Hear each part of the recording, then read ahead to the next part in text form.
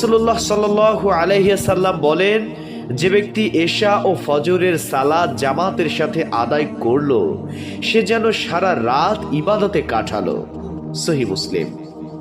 8, রাসূলুল্লাহ সাল্লাল্লাহু আলাইহি সাল্লাম বলেন, যে ব্যক্তি আমার উপর একবার দরুদ শরীফ পাঠ করে, এর প্রতিদানে আল্লাহ তার উপর 10 বার রহমত বর্ষণ করেন। সহিহ মুসলিম।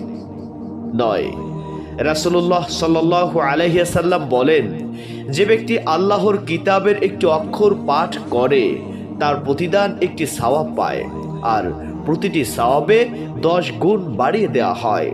সহিহ আল জামি। 10, রাসূলুল্লাহ সাল্লাল্লাহু আলাইহি সাল্লাম বলেছেন, সাধারণ দরিদ্র ব্যক্তিকে সদকা দিলে কেবল সদকার সওয়াব পাওয়া যাবে, কিন্তু রক্ত সম্পর্কীয় আত্মীয়কে সদকা করলে সদকা